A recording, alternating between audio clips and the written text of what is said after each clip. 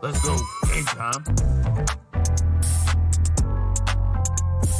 To the Better Baby Daddy podcast. I'm one of your co-hosts, John Laxman. I'm your other co-host, Kelly Burgess. And today, B, we're going to talk about something that hits us in our hearts and our pockets. I would say it hit me in my pocket than the heart. Once you realize what's happening to your pocket. And you probably already know what we're talking about if you could just hear those words coming out of our mouths, right? If you heard those words coming out of our mouth, and we're talking about child support. Right. Yeah, how do you manage child support without resentment?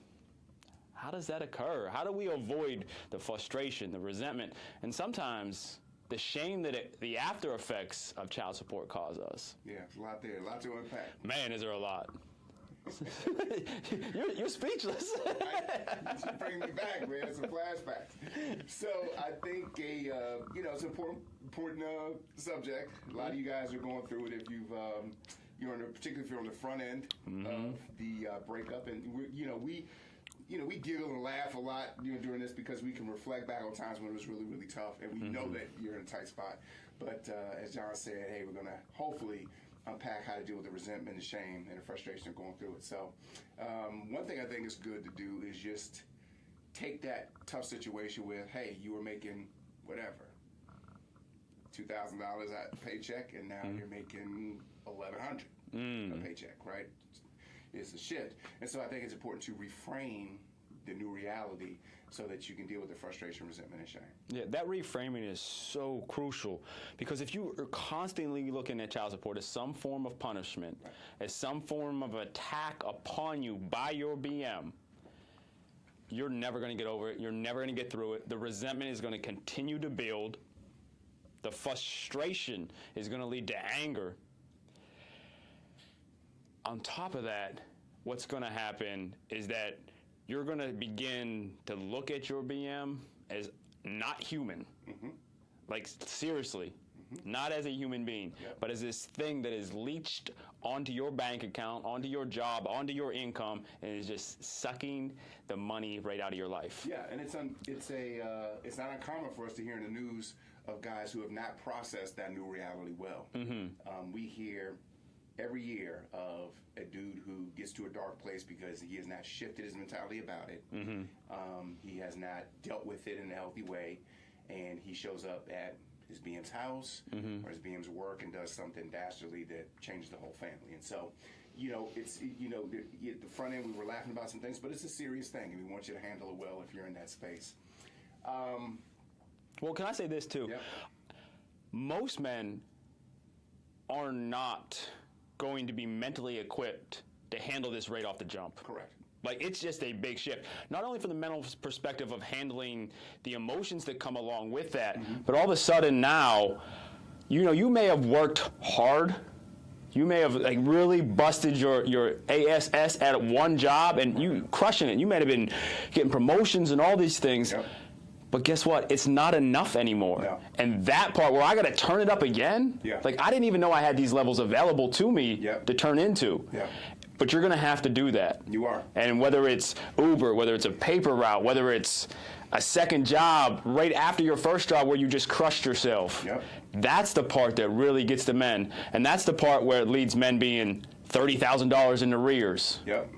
Like, doesn't make sense. Yeah. Take my license away. Why you hitting my license? Why am I going to jail for this? And we understand it. We understand that the court is like, look, we really don't even be involved in y'all situation. We hope that you work it out, but because we're involved, there's certain things we have in place.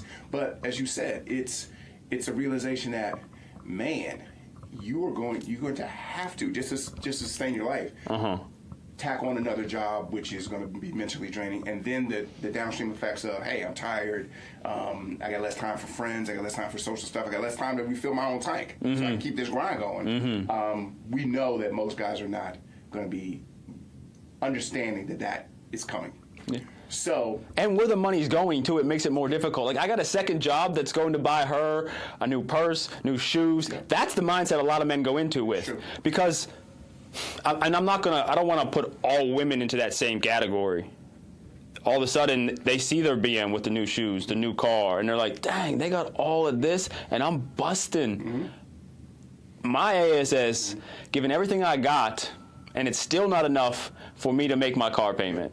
That hurts. So that reframing is important. And I think one of the first things is understanding that the CS is not a punishment to you. There it goes. Right. It is not the court saying, you know what, I'm just going to wake up and make Joe Smith's day just terrible today, and I'm going to punish you. It's just a natural outworking of, hey, trying to figure out the finances for these kids that you have now, and now the court's involved in that. If you do get the CS order and your income is going to change, understand it's not a punishment, and to try to separate the emotion of the reality of the thing from your BM and from just, hey, it's just something that you have to do to make sure your kids are taken care of. Right, and that's the big part. That reframing is a beast. Like, there's no way around it. I've done an okay job of that reframing so far. Like, I've got to the point where I can say, you know what, this is going towards my child. Right. But I think that's also because my BM is not living some kind of crazy lavish lifestyle. Sure. And I'm not paying this extraordinary amount. You know, I'm not Anthony Edwards out here. Right. So. By the way, I mean, what can I say? I mean, that's a bold move. It's a bold move. That's a bold move. But yeah, it's going to be difficult from the standpoint of just that reframing is such a beast, because you're literally giving the money to her, and you have to trust and believe that that money is going to support your child. And if you can get to the point where you're like, this is going to my child, this is going to my child, this is going to my child, then you can really start shifting your mindset and the effort you put into building for her future or his future, right? So now I'm shifting to like, yeah, I'm going to this second job because now I know where this investment is going. But, oh, man, at first, you don't want to hear none of this. You don't. And, you know, but I think you hit the nail on the head, just seeing it that it's a tool to support your child. And, you know, through the whole process, you're going to be worked on as a man as you see in the beginning, hey, maybe it's not, doesn't look like on the outside that it's going towards that, but you have to trust that it's doing that. And the more you can realize that, hey, it's out of my hands, I've done what I can do to provide this tool. You know, you've reframed it well, and you're ready to kind of move on through the rest of it. Because you got 18, sometimes depending on the state, you might have 21 years of it. Woo! You know, all the way through college. In some states, you know, we have a common friend where he happened to be a situation where it was a state where it's like, no, you're going to carry this all the way through college, yo. Not 18. I said, man. Look, I have to put this disclaimer out right here. Like, I mean, that, you know, it is good, right? That they. But I still feel it. I feel it for him. Like, yo, my Like, man. we were sitting in a state where it's 18. It's like, He got 3 more years after that. And here's my disclaimer. We're going to talk about this in the most positive way possible as we go through this, because that's what we do. But I do have other thoughts that you're well aware of when it comes to child support and the system itself and the structure of the system, right, and how it is extremely detrimental to men. But we'll come back to that in a little bit once we get through the positive. There's a lot we can cover. We're going to give you things that, hey, if you're in it, these are things that helped us to be in it and be healthy in it for ourselves and for our kids. Even if we had to lie to ourselves at times. You gotta coach yourself up, man. Yo, I'm telling you. So I think one thing, you can hear it in our voices and in the banter, is that you're not alone, Jess. You are not alone in this this walk, and this is one of the primary reasons why we wanted to start this podcast, is because we know there's a lot of guys out there that feel like, man, I'm alone. There's nobody can understand a $2 paycheck. There's nobody can understand I'm Ubering and I'm physically handing over a wad of cash to the BM in front of their mom or dad, right? We can relate, and we know there's guys out there that are in that thing right now, or you're getting ready to experience that reality real soon. So just know, man, you got to try. Shoot your comments in the comment line, but you're not alone, and I think that's important to understand. There's literally millions of men out there on child support. That's crazy to say, but there's millions of us out there. There weren't that many, but hey, here we are. Hey, Kentucky's making a difference. Kentucky's like, look, we'll come here with this mess. No. 50-50, what? Hey. I wonder how many, look. If you don't know, Kentucky has set a precedent in their court system where child custody, the default is 50-50. So that right there is changing divorce rates in Kentucky. It's lowered the divorce rate. You can draw any conclusions you want based on what I just gave you, but that's what's happening. Hey. Do they got any professional teams in Kentucky? No. They don't got no professional teams. No. No. No. I would say there might be some football, basketball players like, hey, I'm going down there. But the closest we can get is Tennessee, I guess. But yeah, we got a couple of athletes that are going to be fresh into. They might need to listen to this podcast because they're going to be in some situations in a second.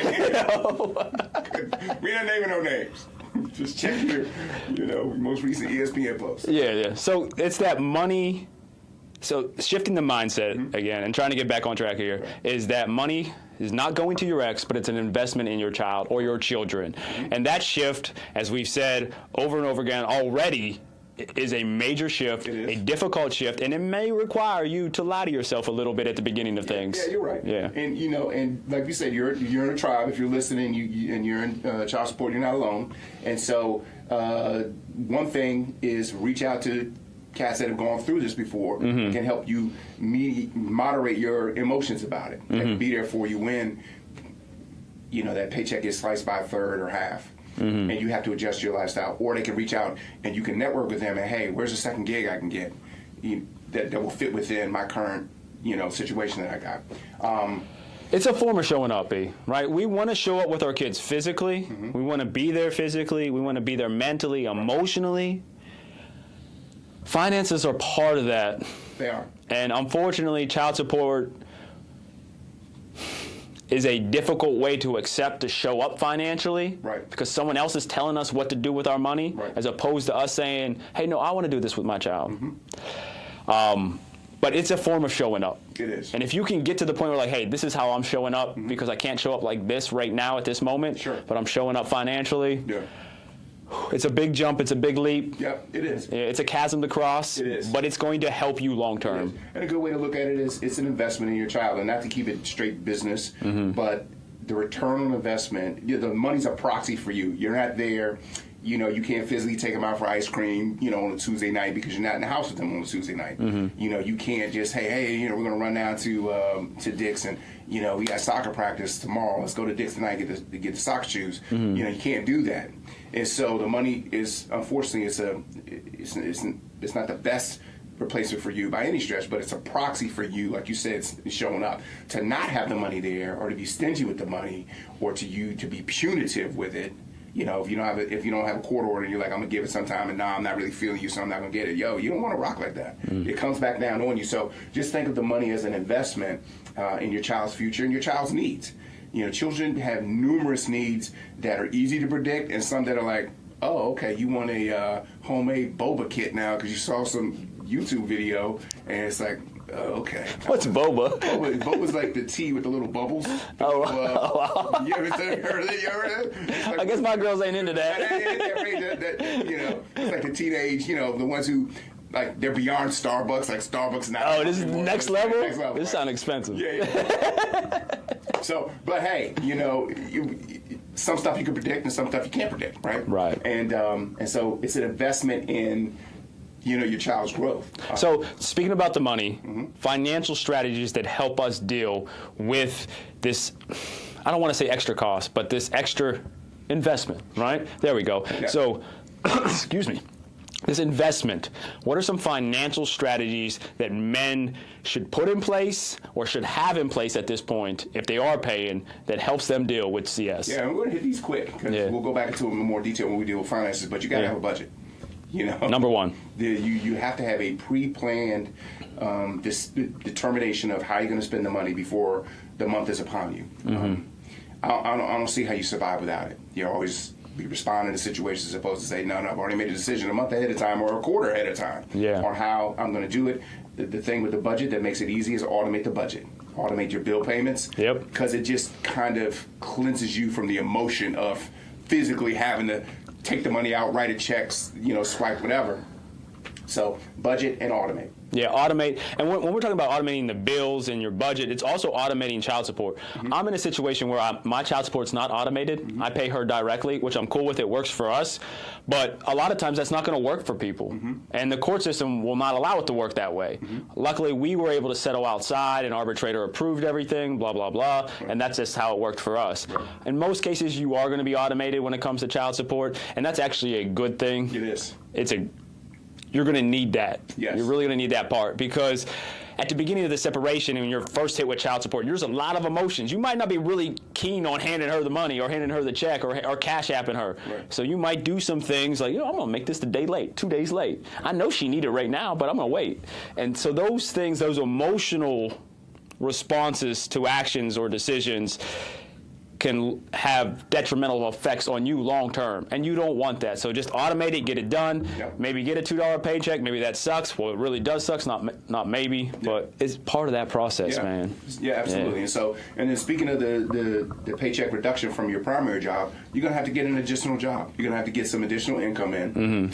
And you're going to have to increase your savings. And so if you have no savings, which a lot of people that are getting hit with CS don't have any, make it your goal to save $1,000 to $1,500 first, because most things that are going to throw you off your budget, set the budget first, and then your immediate first goal is get $1,000 to $1,500. I might even say $2,000 as a cushion to those unexpected things that can bust your budget, down the road. Yeah. Automate that too, and put it in a place where you can't get to it, unless you have to. It's an emergency, you got to get to it. And another important thing is not to lose yourself in this process. And what happens is men lose themselves in this process because they put aside their personal goals that they had set for themselves. Keep them alive. You might have to adjust the rate you're building towards those goals, but keep those goals alive so you keep yourself. It's so important. It is. You might go from putting $500 towards this personal goal to putting $1 towards this personal goal every month, but keep it alive. Yeah, you're keeping the momentum going on that. Yeah. And it's important. You said this a couple podcasts ago where, if you're in a situation where you're trying to be a better baby dad, you're co-parenting, you're more than just simply a co-parent. I mean, you're like an individual man with your own individual things. And having those goals and being able to feed them, even if it's a little bit, is really important, like you said, John, because it keeps you like, hey, I'm my own person. I'm a dad too, that's a role. I'm a co-parent too, that's a role, but I'm me. Yeah. And these things are important to me, and it validates you and helps you do the rest of the stuff you got to do. And one of the other important things be when you're looking for that second job, you really have to balance the commitment that second job is going to require, the finances that second job is going to provide, and the time you have available with your children. Yeah. Like if I get a second job where I work 8 hours on a Saturday and Sunday, but I'm also supposed to be with my children on a Saturday and Sunday, is that the best option? Yeah. And you know what? You might be in a really difficult situation where that's the only option, but if I can find another option, what's the other option? For me, it was Uber. Uber provided enormous amounts of flexibility because I could turn that on whenever I was free to turn that on when I wasn't with my children.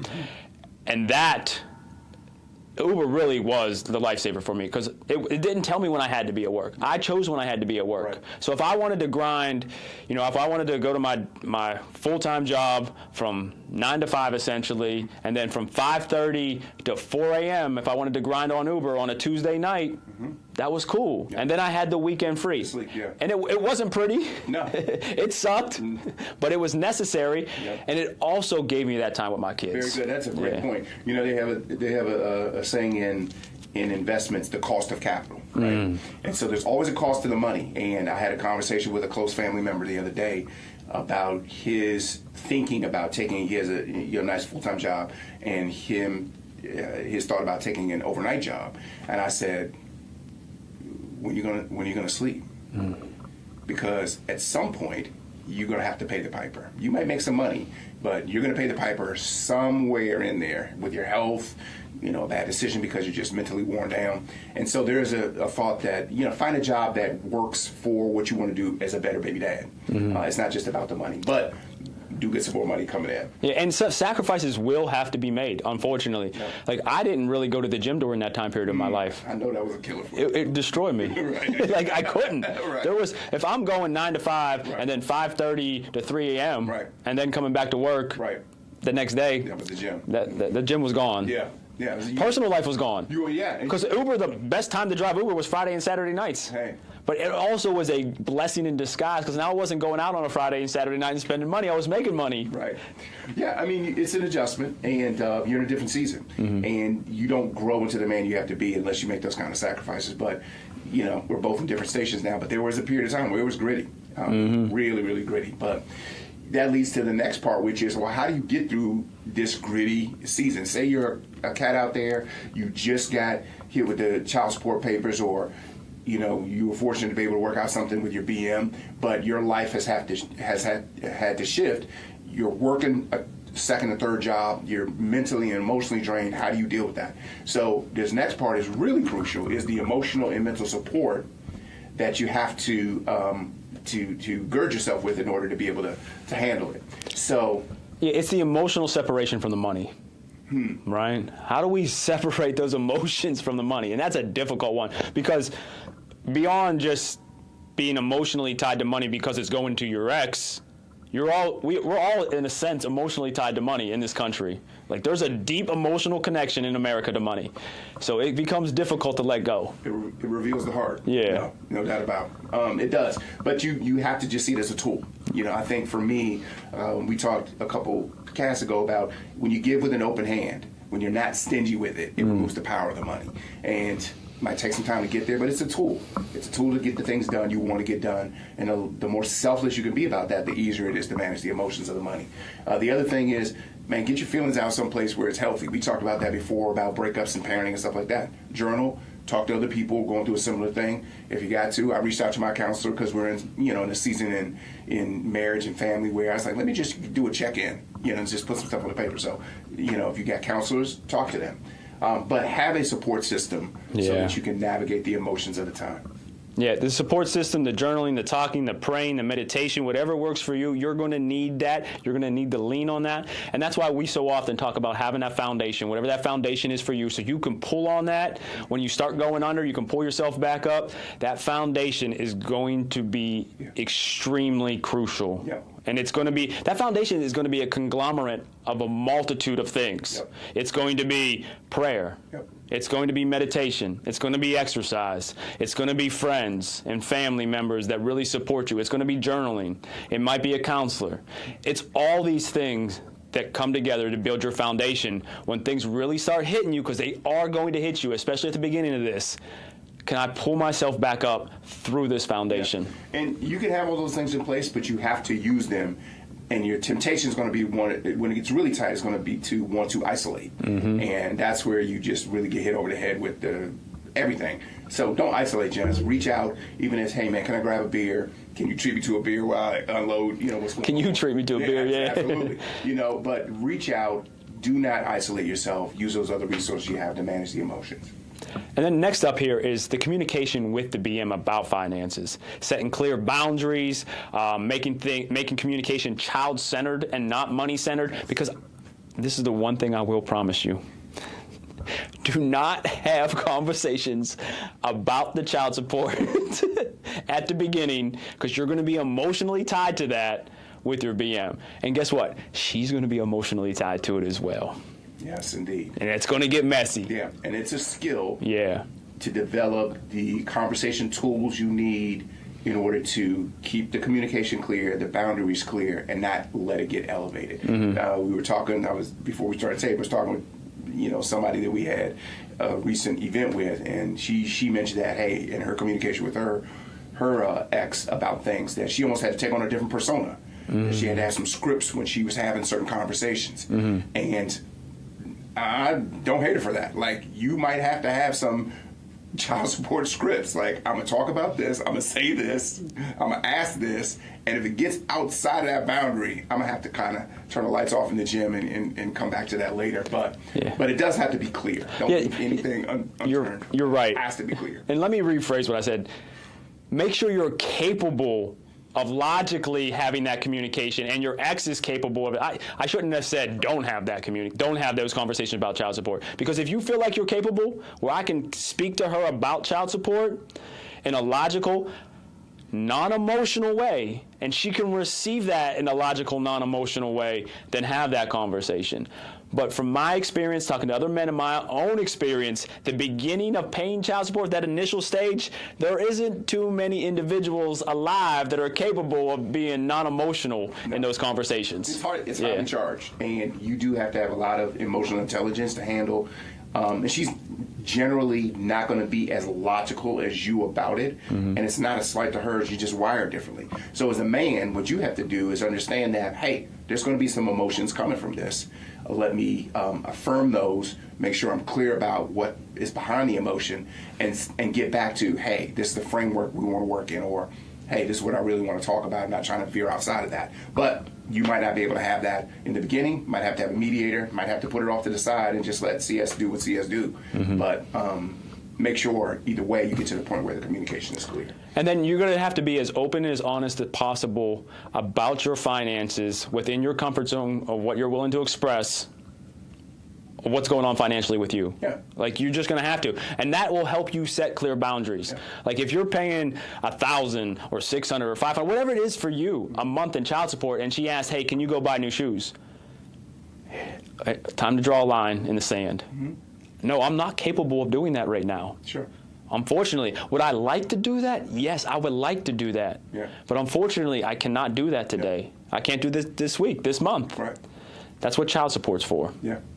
And that part right there, those conversations, can I relay that message to her non-emotionally? It's difficult. It is. Yeah, because why are you asking me? Yeah. You getting $1,000 a month from me, and you asking me for new shoes? You asking me for school clothes? Yeah. Yeah, it's difficult. It's going to be a challenge. The fact that you're in a situation where you're not together, obviously there was some problems with communication or maybe some money issues. Yeah, obviously. There's things going on that are unresolved. That's why you're in the situation you're in. So it takes extra work to be, like you said, calm, level-headed, logical about it, absorb the emotion of the situation, but then keep the main thing. And you may have to grow to the point where you eventually down the road say, hey, I know it's a little short. Let me cash app you now. I can do it Thursday. And she's like, cool. It's going to take some time. Yeah. But absolutely. Either way, your goal is to be clear about what you can and can't do. And then let me say this before we move on to the last thing is when you know, because you got a tight budget, you got your stuff automated, but there's just something that's happened that's going to throw you off. As soon as you know there's going to be a hiccup to the flow of the CS or something you're not going to be able to do for a short period of time or a long period of time, communicate that early. Yes. Hey, had some situations going on with my mom and dad.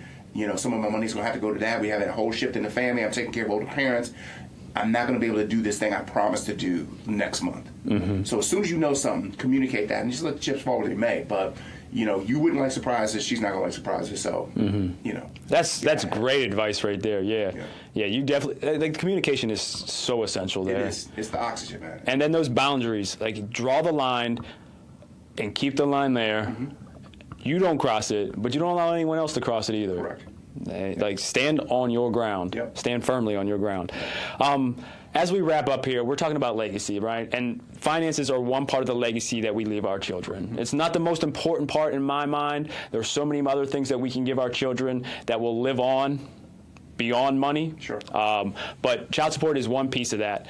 And I want to say this part. Resentment will fade when the focus becomes the kids when it comes to child support. Resentment will fade when the children become the focus. Yeah, that's it. Yeah. And if you don't do that work we said at the beginning, which is reframing it, and you let a knot of bitterness grow up into you so that every time you look at your paycheck or every time there's a transition and the kids had the same shoes on they had 6 months ago, but your girl got, detailed, not your girl, your ex-girl got a detailed car and fancy flowers and fly stuff and, she dropping you off and then going straight to the airport to go to Cozumel or whatever.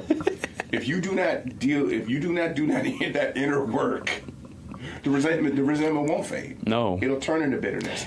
And it keeps you from being completely present emotionally for your kids because you just have this knot of resentment and you feel like, man, I got to hold back to, she ain't going to get me like that, right? Right. But if you do the work, it will fade and you'll be more present and positive emotionally, which is what your kids deserve and what we want for you guys. Yeah. It doesn't mean you ever have to agree with the child support process. But guess what? You need to accept parts of it so that resentment fades and you can be, just like you so eloquently put, be there for your children. That's it. You have to be there for your children. And you will not, if you're focused on the negative aspects of child support. With that being said, I do want to put this out there. As we wrap up, My thought is that child support is a complete scam. Unless either parent is completely not present and unwilling to participate in the child's life. Okay. Yeah, okay. and here's another thought I have. Hey, I'm learning this, y'all. Listen, if you can't afford it and you need my money to afford the child, guess what? Where should the child be? Gotcha. That's my biggest thing. Yeah. If you need my money to support our children, then maybe you shouldn't have the child. Okay, so flip it, and this is definitely a segue to another. Yeah. I know we're going to wrap this up in the next 5 minutes. Okay, so let me make sure I understand. Yeah. So if you as a man can afford the child by yourself, yes, you're good with no CS or anything coming your way. I can afford the child, and the mother just contributes whatever she can contribute. Absolutely. Okay. Yeah, absolutely. All right. So. Okay. Yeah. If you need my support for my child, like if you can't make it without this money coming towards you, that the court has said that it's necessary to have a certain standard of living for you and the child, then why do you have the child if you can't reach that level? But I can reach that level. Okay. And I'm strong mentally, emotionally. I'm there everywhere else. Gotcha. What we doing here? You're saying that men should have more of a, if the man is more capable, yes, financially, emotionally, materially, to care for the child, he should have primary custody. Is what you're saying? He should have custody. It shouldn't even be a second thought. The court system should look and go, I'm sorry, miss. He makes $250,000 a year. You make $60,000. Why would I give and he's emotionally stable. He has all these things going for him. He has all these reference letters that say, this is a great guy. You know what? You actually cheated on him. Like, let's just play it out like that. Yeah. You actually did something dirty to him. Mm-hmm. Why would we give you custody? Where he has to support you and the children and himself. Right. No, we're going to go over this way because he's capable. Right. Yeah, I mean, that's a tricky thing. And I think it's not tricky to me. I think it's tricky in the sense that a lot of, I don't know if a lot of dudes would do that, man. I think maybe they're growing into it, and I think that you are in a situation where you have done that kind of work, and you are ready to, you lean into that mantle, right? Mm-hmm. But I think a lot of cats that would be in that situation probably, like, the relationship, it would have to be something adverse, like you just said, mm-hmm, for it to happen. You know what I mean? Like, particularly with young kids. Because the court is like, hey, we have a young baby, and a dude taking care of a young newborn, mm-hmm, how's that going to work? That's societal. I mean, what is he gonna do? He gonna take off and stay home with the baby? Is that what is she gonna do? She gonna take off and is his mother gonna be there to help? Because her mother's probably there to help. Right. Is her sister there to help? Is his sister there to help? We can play this out however you want. I mean, I'm emotionally tied to this. I can see, and this was definitely not on the script, but I'm here for it. I do think it's in a perfect system. Like the court, one thing I know is that the court wishes you weren't even in front of us. Yeah, absolutely agree with that. They wish that you had but they're going to take it. The emotional intelligence. Right. They're going to take it, and because there's money in it for them. Well, I mean, I think yes, there is. There's money in marriage. There's money in divorce. There's money in all of that. Right? Yeah. But ideally, actually, the most challenging ones for them are when you have two equally engaged, equally capable parents. Those are the toughest ones for them. Because when it's man, you're really a deadbeat, and she's Joan of Arc, that's easy for them. Yeah. Or but it should be easy the other way as well, and it's not. That's what I'm saying. Yeah. If you're just a trifling thought, and he's Prince Charming, Time Man of the Year. right. Yeah, that's easy. Trifling thought's crazy. I was struggling. I couldn't think of what to say. So, hey, all the thoughts out there, hey, it's that person. Just trying to make an example. But, that's easy for them. You have two equally compelling cases on both sides. Yeah. And y'all can't work it out. And the court's just clinical. It's like, and well, here, I'll say this. Our society has this visualization, this thought process, and you can disagree with this all you want, but this is what I believe, that women are assumed to be good parents. Fathers have to prove that they're a good parent. I think that's true. And that plays out in the court system. I think that's true. Yeah. I think also it's a complicated thing. I think that it needs to be more, similar to Kentucky, there has to be more hurdles for you to go through to disassociate from one another. And I disassociated from a couple people. Yeah, me and too. It was way too easy. I mean, it was really easy. But if they said, no, it's going to cost you $2,500 a piece to split up, and you got to pay it before you leave this courthouse, I guarantee you it'd be a lot more. We can figure this out. We can figure this out. Because there's so many negative effects downstream when you don't work it out. And it's not, so it's make the right choice on the front end. Yeah. And then understand that, man, we're going to make this difficult for you to get out of this because it's so tough to make a good decision about where kids go after that. It's not going to be good either way. But I'm not disagreeing with you. I just haven't had that lived experience, and you are 10 toes in it. But I agree that there's a lot of situations where... Well, this isn't with my BM. My relationship with my BM that I paid child support to, Right. I have no problem doing it with her. Right. Like, we have a great dynamic. Right. Here's the money. I view that situation because of, and I'll say this, our loving dynamic that we have between each other as one where I hope this does help you. And I hope it helps her as well. Right. That's where I'm at with that. That's cool, whatever. I've gotten to that point mentally and emotionally. But from the jump, it should have been this, in my opinion. Right. I got you. Yeah. Because you were just in a better spot. Yeah. I got you. Yeah. And I agree. I wish there was more situations like that. Because what it does, B, and I know we got a couple minutes left here, what it does is now that the father, even though we talked through all this stuff here, and that stuff is can realistically be accomplished. It's a lot of hard work. It's a lot of grit, a lot of grind. Yeah. But what it does, it puts the father in a position where he's not able to be there physically, mentally, and emotionally for his child or children. He's just simply not. Right. Like that 90-hour work week It's a monster. doesn't leave a lot of time for other things. It's a monster. Yeah. It doesn't leave time for sleep. It doesn't leave time for eating sometimes. It doesn't leave time for self-care. Right. But most importantly, if you're really a dedicated father, Right. it doesn't leave time for your children. Right. And that's the part that I want to get back to and say, can we look at this a different way? Yeah. Can we build out from that separation Right. in a way that benefits all people? Right. And of course, the kids are first. Sure. But when we're talking about adults here, can we build out a way that's beneficial to both adults while still putting kids first? Yeah, I would love to do some research because it would be interesting to see what innovations are in place similar to what's going on in Kentucky. You know, not exactly the same thing, but just things in place that just say, hey, you know, what's another way we could look at this so that it does, you know, benefit the other party a little bit more. I haven't even dug into the research, so I'd be interested to see what's going on out there. Agreed. Because I do think it's an imperfect system, and I do think once you have a situation where you have one or the other parent, time dramatically reduced, it's not good. And so, how do you make it where they can both have the time they want to have? Right. Because if I'm removing the father from 90% of the child's life, that's not good for the child either.